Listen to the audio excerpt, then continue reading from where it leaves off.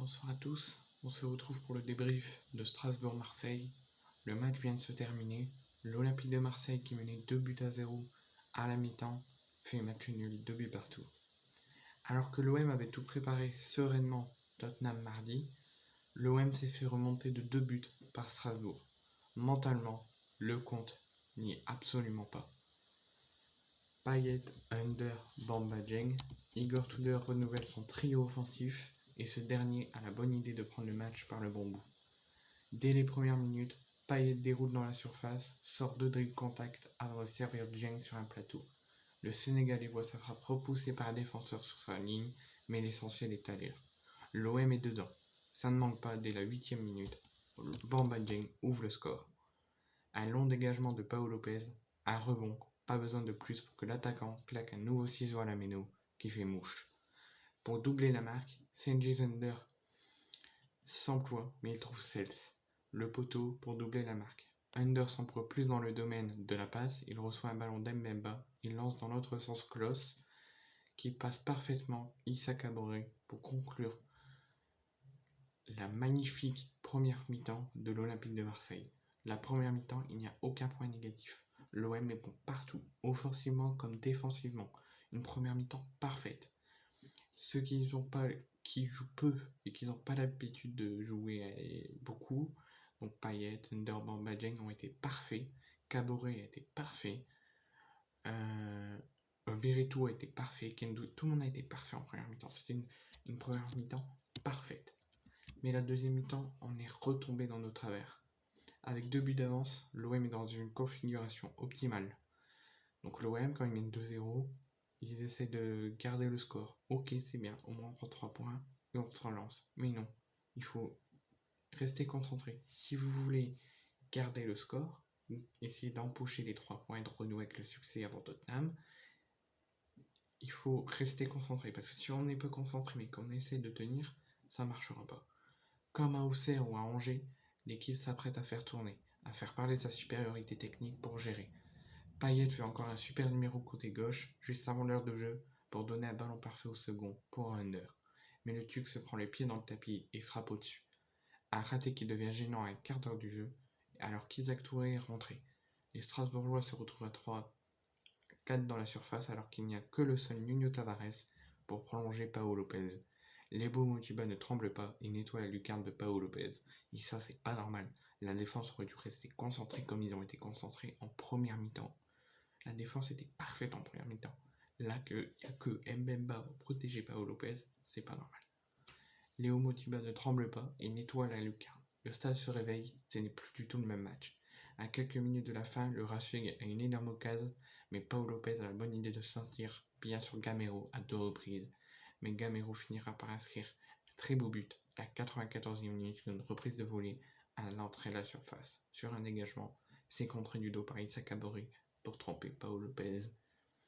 Alors moi, j'ai vu un OM guerrier, un OM qui avait envie de gagner, mais cela qu'en première mi-temps. L'OM a existé que pour une mi-temps.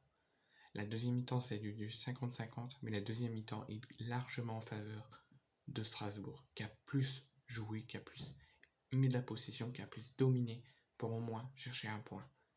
Strasbourg a reproduit la même première mi-temps que l'OM a fait en première. Et ça, c'est pas normal.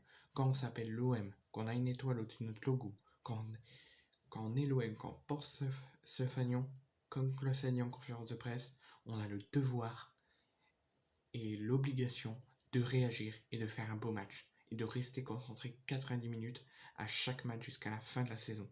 Là, ça n'a pas été le cas. La première mi-temps, on a été concentré de la première à la 45e, mais la deuxième mi-temps, c'était catastrophique. On n'est pas resté concentré, on est retombé dans nos travers, on a fait plein de déchets, alors qu'en première mi-temps, il n'y avait aucun déchet, tout le monde était bon.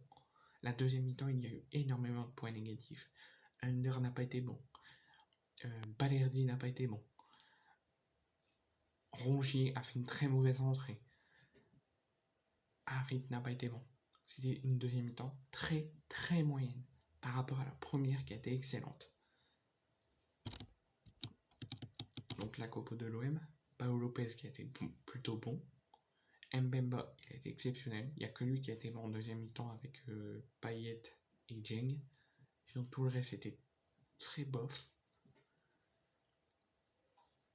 Donc, Kolasinac qui était bon.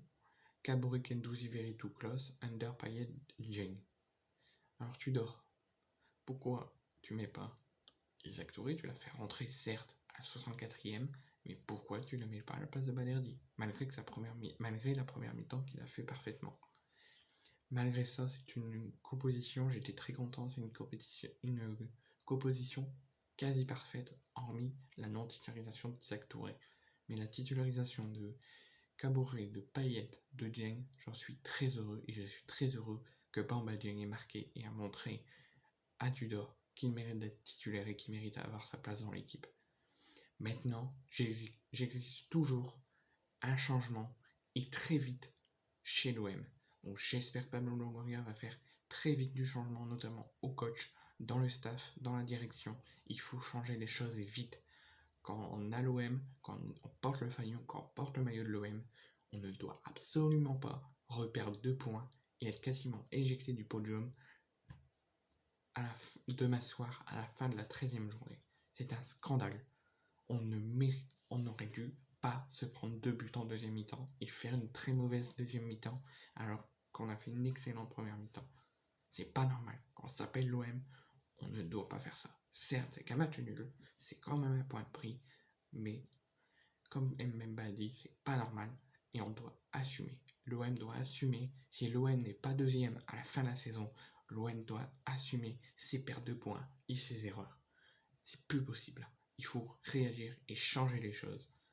On met 2-0, on tente d'en mettre plus, on tente de réagir, parce que là, ça va devenir très compliqué.